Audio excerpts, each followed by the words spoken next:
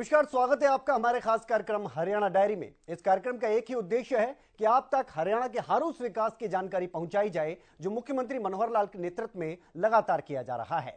तो बने रहिए हमारे साथ और देखते रहिए हमारा खास कार्यक्रम हरियाणा डायरी।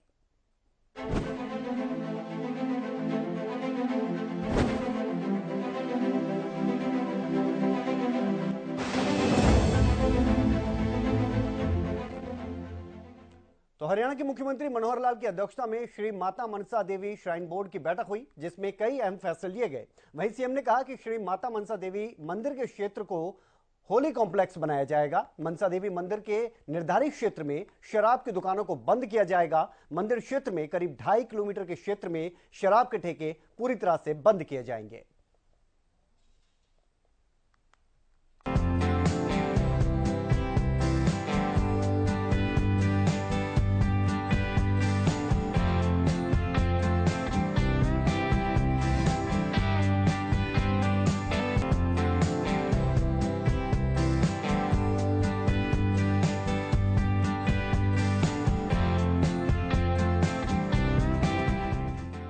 हरियाणा सरकार पंचकूला स्थित श्री माता मनसा देवी मंदिर के क्षेत्र को हॉली कॉम्प्लेक्स बनाने जा रही है। इसके तहत मनसा देवी मंदिर के निर्धारित क्षेत्र में शराब की दुकानों को बंद किया जाएगा। साथ ही मंदिर क्षेत्र से 2.5 किलोमीटर के क्षेत्र में शराब बिक्री पर पूरी तरह से प्रतिबंध होगा। मौजूदा समय में जो ठेके वहां पर हैं, उन्हें भी कहीं और आवंटित किया जाएगा। हॉली कॉम्प्लेक्स बनेगा माता मनसा देवी मंदिर का क्षेत्र। मंदिर के 2.5 किलोमीटर के अंदर शराब बिक्री पर प्रतिबंध। अंत्योदय स्कीम के अंतर्गत छात्रों को वजीफा देगा श्राइन बोर्ड। मंदिर परिसर में बने कॉलेज को चलाएगा श्राइन बोर्ड। वृद्धाश्रम को चलाने का प्लान बनाने के भी निर्देश। आपको बता दें कि यह फैसला मुख्यमंत्री मनोहर लाल की अध्यक्षता में हरियाणा सचिवालय में हुई श्री माता मनसा देवी श्राइन बोर्ड की बैठक में लिया गया। कुछ महीनों में इन फैसलों को लागू किया जाएगा। मीटिंग में यह भी फैसला लिया गया कि माता मनसा देवी परिसर में बन रहे संस्कृत कॉलेज को श्राइन बोर्ड ही चलाएगा। इस कॉलेज में स्टाफ की नियुक्ति, उनका वेतन और विद्यार्थियों से ली जाने वाली फीस श्राइन बोर्ड ही तय करेगा। बैठक के दौरान मुख्यमंत्री ने फैसला लिया है कि अंत्योदय स्कीम के अंतर्गत छात्रों को कौशल विकास के लिए वजीफा दिया जाएगा। इसमें पंचकूला के 1,80,000 रुपए आय वाले परिवारों के 1,000 बच्चों को कौशल विकास के लिए 3,000 रुपए महीने की राशि के तौर पर वजीफा दिया जाएगा। इसके साथ ही सीएम ने मंदिर परिसर में बन रहे वृद्धाश्रम को चलाने का प्लान बनाने के भी निर्देश दिए। सीएम ने कहा कि माता मनसा देवी मंदिर परिसर में बन रहे वृद्धाश्रम की इमारत लगभग तैयार हो गई है। इसके संचालन के लिए बोर्ड को जल्द से जल्द कोई प्लान तैयार करने के निर्देश दिए हैं, जिससे इसे प्रभावी तरीके से संचालित किया जा सके। उन्होंने इस वृद्धाश्रम के लिए फर्नीचर खरीदने के लिए भी मंजूरी दी है। वहीं मुख्यमंत्री मनोहर लाल ने माता मनसा देवी मंदिर में बनने वाले राष्ट्रीय आयुर्वेद, योग और प्राकृतिक चिकित्सा संस्थान और संस्कृत गुरुकुल के काम को जल्द से जल्द पूरा करने के भी निर्देश दिए हैं।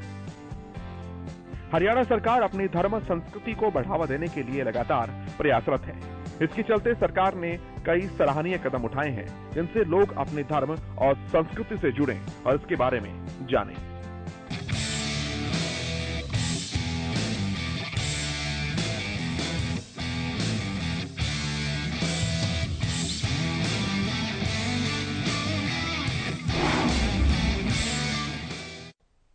वहीं हरियाणा के शिक्षा मंत्री कंवरपाल गुर्जर ने शिक्षा विभाग के वरिष्ठ अधिकारियों की बैठक की अध्यक्षता की।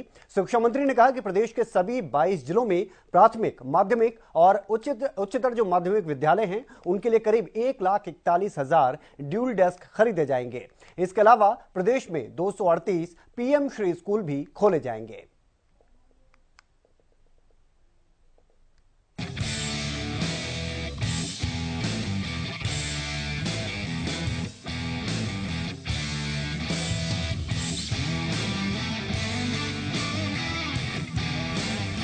हरियाणा की मनोहर सरकार के नेतृत्व में पिछले 8 सालों में हरियाणा के हर क्षेत्र में विकास तेजी से हुआ।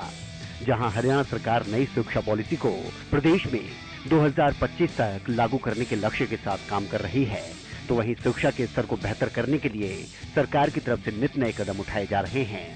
इसी कड़ी में शिक्षा मंत्री कंवरपाल गुर्जर ने शिक्षा विभाग के वरिष्ठ अधिकारियों के साथ बैठक की। बैठक के बाद शिक्षा मंत्री ने बताया कि सभी खंडों के स्कूलों में करीब 1,41,000 ड्यूल डेस्क खरीदे जाएंगे और स्कूलों के लिए ड्यूल डेस्क खरीदने के लिए ये ऑर्डर जारी भी कर दिया गया है। सभी प्राथमिक, माध्यमिक एवं वरिष्ठ माध्यमिक विद्यालयों में ये ड्यूल डेस्क खरीदे जाएंगे और इन पर करीब 95 करोड़ रुपए की राशि खर्च होगी। प्रथम चरण में 31 जनवरी 2023 तक डेस्क स्कूलों में पहुंचा दिए जाएंगे। 31 दिसंबर तक 23 खंडों में ड्यूल डेस्क उपलब्ध करवाने के ऑर्डर दिए गए हैं। शेष 60 खंडों के स्कूलों में वर्ष 2023 तक ड्यूल डेस्क उपलब्ध करवा दिए जाएंगे। इसके अलावा ड्यूल डेस्क और उनकी मरम्मत हेतु करोड़ की आवश्यकता है। सेकेंडरी विभाग के लिए करीब 17 करोड़ रुपए की आवश्यकता है, तो वहीं मौलिक विभाग के लिए ये राशि 57 करोड़ रुपए है। आइए आपको बताते हैं कि किन कक्षाओं में कितने ड्यूल डेस्क मिलेंगे। स्कूलों में 5वीं कक्षा तक 65,501 ड्यूल डेस्क मिलेंगे। वहीं 6ठी से 8वीं तक 36,168 ड्यूल डेस्क मिलेंगे। इसके अलावा 9वीं से 12वीं तक 39,208 ड्यूल डेस्क मिलेंगे। साथ ही प्रदेश के विद्यार्थियों के लिए भी एक अच्छी खबर है। जिन विद्यार्थियों को टैबलेट मिल चुका है उनको 30 नवंबर तक टैबलेट से मिल जाएंगे। अब तक 10वीं से 12वीं कक्षा के लिए 5,28,000 बच्चों को टैबलेट मिल चुके हैं। साथ ही इस बैठक के बाद शिक्षा मंत्री कंवरपाल गुर्जर ने बताया कि सभी खंडों में 238 पीएम श्री स्कूल खोले जाएंगे। केंद्र सरकार के सहयोग से प्रत्येक खंड में 2-2 स्कूल खोले जाएंगे। सरकार की तरफ से स्कूलों के नवीनीकरण पर 1 करोड़ रुपए तक की राशि मुहैया करवाई जाएगी।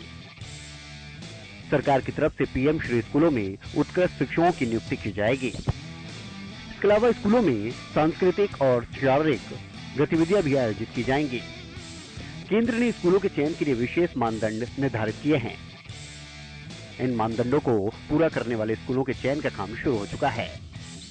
इन स्कूलों में राज्य के अन्य स्कूलों के मुकाबले बेहतर पढ़ाई होगी।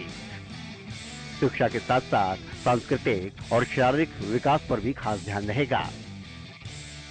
जाहिर सी बात है कि इस स्कूल में जब केंद्र सरकार और पीएम का नाम जुड़ा है तो ये अन्य स्कूलों से बेहतर ही होंगे। कंवरपाल गुर्जर ने कहा कि सरकार 138 मॉडल संस्कृति स्कूल स्थापित कर रही है और इन स्कूलों के लिए योग्य शिक्षकों की नियुक्ति की गई है। उन्होंने कहा कि स्कूलों में कार्यरत अधिकांश अतिथि शिक्षकों को उनके गृह जनपदों में पदस्थापित कर दिया गया है। साथ ही कक्षा 1 से 8वीं तक के विद्यार्थियों को जल्द ही किताबें भी उपलब्ध करवाई जाएंगी। कुल मिलाकर मनोहर सरकार का खास फोकस शिक्षा को और ज्यादा बेहतर करने पर लगा हुआ है। हालांकि पिछले 8 सालों में हरियाणा में शिक्षा का स्तर एक अलग ही स्तर पर पहुंचा है, जिसकी चौतरफा तारीफ की जा रही है।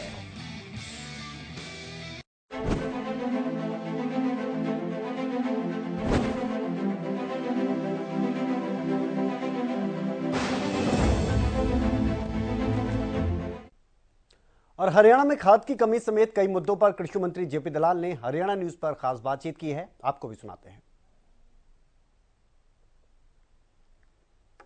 बुआई का सीजन आते ही लगातार विपक्ष सरकार पर हमलावर हो जाता है। लगातार खाद की कमी को लेकर आरोप लगाए जाते हैं। पिछले साल भी इस प्रकार के आरोप लगाए और इस साल भी यही आरोप लगाए जा रहे हैं कि कहीं ना कहीं प्रदेश में खाद की किल्लत है, डीएपी की किल्लत है।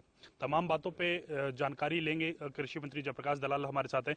सर, सबसे पहले तो विपक्ष लगातार आरोप लगाता है कि प्रदेश में खाद की किल्लत है। क्या स्थिति है प्रदेश में खाद को लेकर? विपक्ष हर मुद्दे पर किसान हितैषी होने की ढोंग करता रहता है, चाहे वो किसान आंदोलन का मामला हो, चाहे मंडियां चलने का मामला हो, चाहे खाद की बात हो। उसको खबरों में रहने का एक आदत हो गई है। और खाद का मेरे पास सब डाटा है कि पिछले साल पूरे सीजन के अंदर जो ये था सरसों और गेहूं का सीजन, इसमें सितंबर, अक्टूबर, नवंबर, दिसंबर 31 दिसंबर तक 3,02,000 मीट्रिक टन खाद की खपत हुई थी। इस बार कल तक हम 3,10,000 मीट्रिक टन खाद किसानों को दे चुके हैं। 27,000 मीट्रिक टन का हमारे पास स्टॉक है। 20,000 मीट्रिक टन हमारे पास और आ रही है। ये जरूर है कि 700-800 जगह खाद बढ़ती है तो एक आध जगह कहीं न कहीं हो सकता है कि कमी आ जाएगी, और उसको तुरंत हम देखते रहते हैं। अधिकारियों को टाइट कर रखा है कि वहाँ खाद भिजवाते रहते हैं। और अब तो 5-7 दिन के बाद बिजाई भी लगभग गेहूँ की ख़त्म हो जाएगी और खाद डीएपी का तो मुद्दा ही नहीं रहेगा, यूरिया की डिमांड आगे रहेगी। लगातार जिस प्रकार से विपक्ष ये कहता है, तमाम जो हैं तस्वीरें वायरल करते हैं कि खाद की दुकानों के सामने लंबी लंबी कतारें हैं, तो क्या वजह मानते हैं इन कतारों की? जिस प्रकार से पेमेंट की प्रणाली आपने कर रखी है, पीओएस के माध्यम से ऑनलाइन पेमेंट की जा रही, क्या ये वजह है? भारत सरकार के निर्देश हैं कि बगैर पीओएस के किसी को खाद ना दी जाए, कालाबाजारी ना कर पाए कोई, इसलिए निर्देश हैं। लेकिन ये सही है कि जहाँ खाद आती है वहाँ लाइन जरूर लग जाती है। 20 आदमी, 30 आदमी, 50 आदमी, कहीं कहीं ज़्यादा भी आ जाते हैं। और इस व्यवस्था को हम सुधारना पड़ेगा। कोई न कोई टेक्नोलॉजी के माध्यम से हम ऐसा करेंगे कि भाई इनविटेशन बुलाएं जिसमें खाद आ जाए, तो पहले आदमी लोगों का वेटिंग लिस्ट तैयार कर लें ताकि लाइन लगाने की जरूरत ना पड़े। ये सिस्टम में थोड़ा सा हम सुधार करेंगे यहाँ पर। एक मंडियों में टैक्स चोरी को लेकर भी चर्चाएं चली हैं, आपकी तरफ से तमाम जो अधिकारी हैं, कर्मचारी हैं, उनको सस्पेंड भी किया गया। क्या मामला था सर ये पूरा? देखिए, इस बार जो बड़े तेज गति से हमने धान की प्रोक्योरमेंट की है, पिछले साल से ज़्यादा धान हमने लिया है और 12,500 करोड़ रुपए की पेमेंट हमने तुरंत 1 महीने के अंदर अंदर कर भी दी है। अब हमारे पास जो हमारी सूचना के तंत्र हैं, खबर लगती है कि किसी विशेष कर्मचारी ने जो मंडी के टैक्स जो होना चाहिए था उसमें कमी छोड़ी है या कुछ ने कुछ बेकायदगी की है, तो उसके खिलाफ हम कार्रवाई कर रहे हैं। जांच भी करते हैं, इन्वेस्टिगेशन करते हैं अपने आप। और लोग इसको करते हैं घपला, ये घपला नहीं है। इसमें कुछ मान लीजिए कि कहीं पर भी अगर मिसमैच मिल जाए हमें किसी उस पर मंडी के अंदर या किसी सेलर के अंदर 100 बोरी का, 200 बोरी का भी, तो उसकी जवाब तलबी करते हैं कि भाई ऐसा क्यों होता है। एक लगातार किरण चौधरी बाजरे की प्रोक्योरमेंट को लेकर भी सवाल उठा रही हैं, भावांतर भरपाई को लेकर भी सवाल उठाए। वो कह रहे हैं कि किसानों को जो भावांतर भरपाई 400 रुपये मिल रही है उससे घाटा हो रहा है। प्रदेश सरकार को इसके बारे में कुछ और सोचना चाहिए। किरण चौधरी को पहले ये बताना चाहिए कि वो 8-10 साल मंत्री रही थी, तब किसान को कोई भावांतर भरपाई का पैसा दिया था? अब से बाजरा तब 800 रुपये बिकता था, 900 रुपये बिकता था, तब किसी ने पूछा था? तब आवाज़ उनकी कहाँ चुप हो गई थी। आज किसान खुश है कि आज 2,000 रुपये के हिसाब किताब से बाजरा मंडी में बिकता है। आज 6,000 रुपये पर से ग्वार का भाव है, 6,000 रुपये क्विंटल से ऊपर सरसों का भाव है, 9,000 10,000 रुपये कपास का भाव है। किसान खुश है, लेकिन विपक्ष परेशान है। और आज भी किसान को जो पैसा दिया है हमने, हम किसानों से बात करते हैं, किसान आशीर्वाद दे रहा है। शुक्रिया सर बातचीत करने के लिए। तो ये थे हमारे साथ कृषि मंत्री जयप्रकाश दलाल, जिनका साफ तौर पे कहना है कि हरियाणा में खाद को लेकर कोई किल्लत नहीं है और जिस प्रकार से हरियाणा के तमाम जो किसान हैं उनको जितनी जरूरत होगी उतनी खाद उनको मुहैया कराई जाएगी। कैमरामैन राजेश के साथ मैं रवि कालीरमन, हरियाणा न्यूज, चंडीगढ़।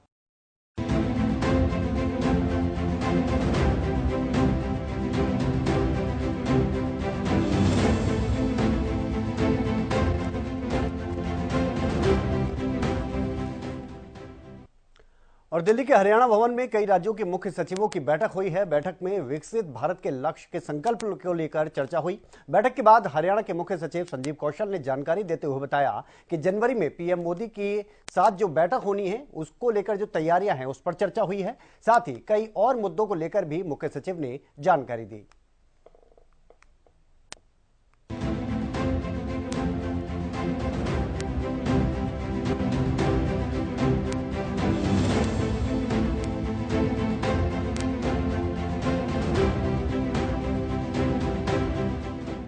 प्रधानमंत्री नरेंद्र मोदी अगले साल जनवरी में राज्यों के मुख्य सचिवों के साथ विकसित भारत विषय पर बैठक करेंगे। इस बैठक को लेकर तैयारियां शुरू हो गई हैं। इस बैठक की ज्यादा जानकारी देते हुए हरियाणा के मुख्य सचिव संजीव कौशल ने कहा कि दिल्ली के हरियाणा भवन में कई राज्यों के मुख्य सचिवों की बैठक हुई। इस मीटिंग का उद्देश्य ये है कि प्रधानमंत्री Narendra Modi chief secretary conference इस जनवरी में करने वाले हैं। उसके लिए क्या क्या प्रेजेंटेशन होनी चाहिए और देश के अलग अलग राज्यों के सेक्रेटरी उसमें होंगे। उसके साथ ही एडिशनल सेक्रेटरी, प्रिंसिपल सेक्रेटरी भी अलग अलग मुद्दों को लेकर शामिल होंगे। बैठक सार्थक हो उसकी तैयारी को लेकर प्रधानमंत्री के कार्यालय से कैबिनेट सेक्रेटरी के दिशा निर्देश में कुछ कमेटी बनाई गई है और उसी श्रृंखला में बैठक हुई थी। इसमें एमएसएमई सेक्टर की ये दूसरी बैठक है। इससे पहले जो बैठक हुई थी उसमें भी सेक्रेटरी शामिल हुए थे। एक वर्चुअल बैठक भी हुई थी। इसमें सबसे इंफॉर्मेशन इकट्ठा की गई है, टेम्पलेट बनाए गए हैं और सबने मिलकर कंसल्ट कर आगे की रणनीति भी बनाई है। सब मिलकर एक टारगेट अपनाएंगे। देखिए, ये कई किस्म की मीटिंग्स कर रहे हैं हम, उसमें बेसिकली उद्देश्य तो ये है कि प्रधानमंत्री महोदय ने चीफ सेक्रेटरीज कॉन्फ्रेंस जनवरी में करनी है, तो उसके लिए क्या क्या प्रेजेंटेशंस होनी चाहिए, क्योंकि उसमें चीफ सेक्रेटरीज भी होते हैं। हर चीफ सेक्रेटरी के साथ 2 या 3 additional chief secretary, principal secretary भी होते हैं अलग अलग विषयों से संबंधित, और एजेंडा बड़ा कॉम्प्रिहेंसिव होता है। तो वो सार्थक हो बैठक, उसकी तैयारी के लिए जो प्रधानमंत्री जी के कार्यालय से कैबिनेट सेक्रेटरी साहब के दिशा निर्देश में कुछ कमिटीज़ बनाई गई हैं, उन सब कामों को देखा जाता है। तो उसी श्रृंखला में आज बैठक हुई थी एमएसएमई सेक्टर पर एक, और ये सिर्फ पहली बैठक नहीं थी, इससे पहले भी एक बैठक हुई जिसमें सभी स्टेट्स शामिल हुई और वर्चुअली हुई एक मीटिंग। उसके अलावा सबसे इंफॉर्मेशन इकट्ठी की गई है टेम्पलेट बनाकर, और उसी के बारे में पूरी चेष्टा है सभी स्टेट्स को कंसल्ट करके अलग अलग दायित्व दिए गए हैं, वो टारगेटेड अप्रोच है, उसके मुताबिक तैयारी की जा रही है। मुख्य सचिव ने बताया कि एमएसएमई पूरे देश की प्रगति की रीढ़ की हड्डी मानी जाती है और हरियाणा एमएसएमई में बहुत बड़ा रोल निभाता है। इकोनॉमिक को ड्राइव फॉरवर्ड करने का हरियाणा सरकार का हर समय प्रयास है और एमएसएमई सेक्टर को बढ़ावा देना हमारा लक्ष्य है। इसके लिए हमने बहुत सारे मुद्दों पर विचार विमर्श किया है, क्योंकि बहुत ज्यादा संख्या में जो माइक्रो और टाइनी यूनिट होते हैं वो तो रजिस्ट्रेशन भी नहीं करवाते, उनके पास कोई क्रेडिट फैसिलिटी अवेलेबल नहीं होती। सरकार का दायित्व है कि लोगों को आसानी से पूंजी मिले ताकि वो एमएसएमई सेक्टर में अपना कार्य कर जीडीपी में अपना योगदान दे पाएं। साथ ही माइक्रो एंटरप्राइज के डेवलपमेंट को लेकर सरकार की ओर से जो भी फैसिलिटी दी जा रही है वो लोगों तक आसानी तक पहुंचे। बैंक से भी इस मामले में बातचीत की गई है। सरकार द्वारा दी जा रही ट्रेड रिलेटेड कई सुविधाओं पर भी बातचीत हुई है। इस बैठक में और भी वरिष्ठ लोग शामिल थे। रीजनल सेक्रेटरी ऑफ हरियाणा भी इसमें मौजूद रहे और 15 स्टेट्स के प्रिंसिपल सेक्रेटरी यहाँ पहुँचे और नीति आयोग के अधिकारी भी थे। प्राइवेट एंटरप्राइजेस को प्रमोट करने के लिए भी हमने बातचीत की है। सेल्फ हेल्प ग्रुप को लेकर उन्होंने कहा कि जो माइक्रो स्मॉल एंटरप्राइज हैं, सेल्फ हेल्प ग्रुप को उस दायरे में जितना बेनिफिट मिलना चाहिए उसको लेकर भी विचार विमर्श किया गया। देखिए, एमएसएमई सारे देश की प्रगति की रीढ़ की हड्डी मानी जाते हैं। They are called the engine of growth for any country's economy, इसमें कोई शक की बात नहीं है। तो वही हाल हमारे प्रदेश का भी है। हमारे एमएसएमई सेक्टर का बहुत बड़ा रोल होता है हमारी इकोनॉमी को ड्राइव फॉरवर्ड करने का, और हमारी सरकार का ये दायित्व है, हमारी कोशिश है कि एमएसएमई सेक्टर्स को जितना भी हम बढ़ावा दे पाएं वो कम होगा। और इसके लिए बहुत सारे इश्यूज हैं जो कि हमने डिस्कस किए, क्योंकि बहुत ज़्यादा संख्या में जो माइक्रो और टाइनी यूनिट्स होते हैं वो तो रजिस्ट्रेशन भी नहीं करवाते, उनको कोई क्रेडिट फैसिलिटी नहीं उपलब्ध होती। इन यूनिट्स को क्रेडिट फैसिलिटी मिलने में दिक्कतें आती हैं। सरकार का दायित्व है कि कोलेटरल फ्री लैंडिंग हो। सरकार की कोशिश है कि क्रेडिट गारंटी ट्रस्ट जो हमारा बना है वो एक्टिवेशन हमारे स्टेट में मैक्सिमाइज हो। इसके अलावा होता है कि जो हमारे माइक्रो यूनिट्स हैं या टाइनी यूनिट्स हैं, आप कुछ भी कहिए, या स्मॉल यूनिट्स हैं, उनको जो उन्होंने सप्लाईज किए होते हैं लार्ज यूनिट्स को, उसमें पेमेंट टाइम पर नहीं होती, वो भी एक दिक्कत होती है। तो उसके लिए भी कोशिश होती है। सरकार की तरफ से फैसिलिटेशन काउंसिल्स बनी हैं, उनके ज़रिए हम वो पेमेंट्स करवाते हैं। इसके अलावा ट्रेड्स नाम की एक सुविधा है, ट्रेड रिलेटेड जो पेमेंट है उसको कैसे एक्सपीडाइट करवाया जाए। ये सारे एफर्ट्स हैं और बहुत सारे एफर्ट्स इसके अलावा भी हैं जो कि सेंट्रल गवर्नमेंट की जो सुविधाएं हैं और स्टेट गवर्नमेंट की जो सुविधाएं हैं उनको सिनर्जाइज किया जाए, कैसे किया जा सकता है। तो खुशी की बात यह होती है कि ये सब बैठकें जो होती हैं, जो सेक्रेटरी होते हैं, जो सचिव होते हैं महोदय उस सब्जेक्ट के, इसमें एमएसएमई के, वो भी शामिल थे। श्री बीबी स्वाएं मेरे साथ आप देख रहे हैं, जॉइंट सेक्रेटरी साहब भी हैं, सतीश कुमार सिंह साहब, तो ये भी शामिल थे। और हमारे एडिशनल चीफ सेक्रेटरी जो हैं शरण साहब, आनंद मोहन शरण साहब, ये भी शामिल थे। और आज 15 स्टेट्स के यहाँ पर प्रिंसिपल सेक्रेटरीज वगैरह आए थे। इसके अलावा भारत सरकार के जो अलग अलग उपक्रम हैं, जिनमें सिडबी नीति के भी अधिकारी थे, अलग अलग जगह से, सब जगह लोगों ने किया। हमारे जो प्राइवेट भी एंटरप्राइजेज हैं उनको प्रमोट करने की जो संस्थाएं हैं उनकी तरफ से भी हमने एक सक्सेस स्टोरी की आज बातचीत की है। हमें समझने की आवश्यकता है कि जो माइक्रो एंड स्मॉल एंटरप्राइजेज हैं उनमें तो आते हैं, माइक्रो में आएंगे, अवश्य आएंगे, लेकिन जहां आप सेल्फ हेल्प ग्रुप सिर्फ बात करेंगे और सिर्फ महिलाओं का करोगे तो वो एक तरह से वो मिनिस्ट्री अलग हो जाती है, सब्जेक्ट अलग है।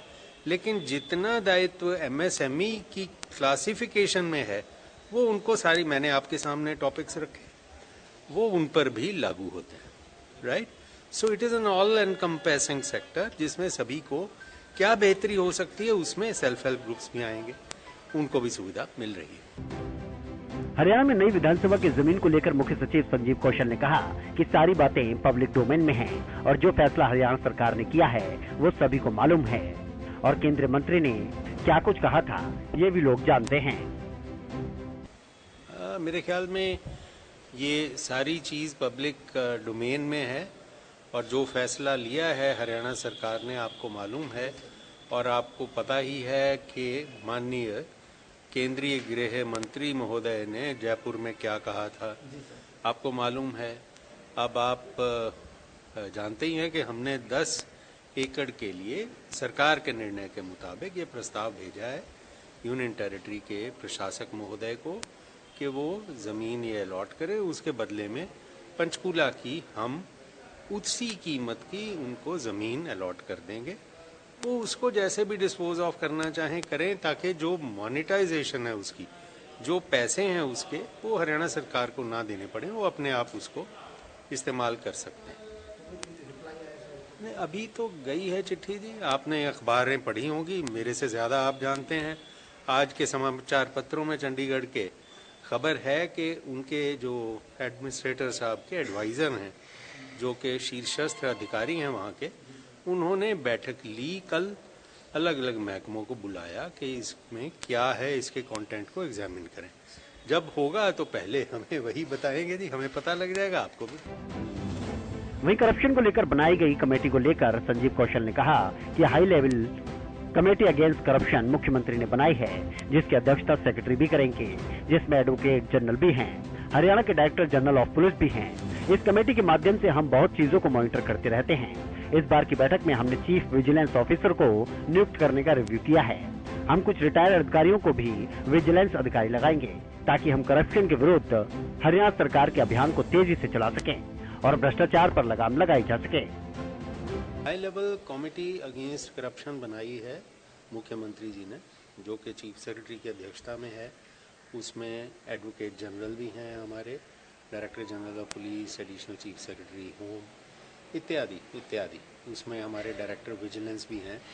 ये बेसिकली हम शीर्षस्थ इस कमेटी के जरिए कई चीज़ें मॉनिटर करते रहते हैं हर महीने। उनमें ये होता है सेक्शन 17A के क्लियरेंसेस इंक्वायरी करने के, वो कितने, कोई पेंडिंग ना रह जाए, वो हम रिव्यू करते हैं। इसी तरह से सैंक्शन फॉर प्रोसिक्यूशन जो है वो भी कोई पेंडिंग ना रहे, वो भी हम रिव्यू करते हैं। इसके अलावा चीफ मिनिस्टर साहब ने एक डिविजनल, आपको पता हो, डिविजनल विजिलेंस ब्यूरो भी बनाए हैं, उनको भी अख्तियार दिए हैं। डिविजनल कमिश्नर्स को अख्तियार दिए हैं कि सेक्शन 17A और सेक्शन 19 की वो क्लियरेंस वहाँ करते हैं। उन सब को हम मॉनिटर करते हैं। इस बार की बैठक में हमने चीफ विजिलेंस ऑफिसर्स को नियुक्त करने का भी रिव्यू किया और जैसे सरकार ने फैसला किया है हम कुछ रिटायर्ड अधिकारियों को भी चीफ विजिलेंस ऑफिसर लगाएंगे। उसका इश्तिहार भी आ गया अखबारों में, आपने विज्ञापन भी देखा होगा। तो ये सारी चीज़ें हर महीने हम करते हैं ताकि करप्शन के विरुद्ध ड्राइव हरियाणा सरकार की द्रुत गति से चलती रहे और कोई भी भ्रष्टाचारी ना बच पाए और भ्रष्टाचार ना हो, हम तो यही चाहते हैं। हरियाणा भवन में कई राज्यों के मुख्य सचिवों के साथ ये बैठक हुई। इस बैठक का उद्देश्य प्रधानमंत्री नरेंद्र मोदी जो जनवरी में चीफ सेक्रेटरी कॉन्फ्रेंस करने वाले हैं, उसके लिए क्या क्या प्रेजेंटेशन होनी चाहिए, यही रहा। देश के अलग अलग राज्यों के सेक्रेटरी इसमें शामिल हुए और इसी की तैयारी को लेकर ये बैठक हुई।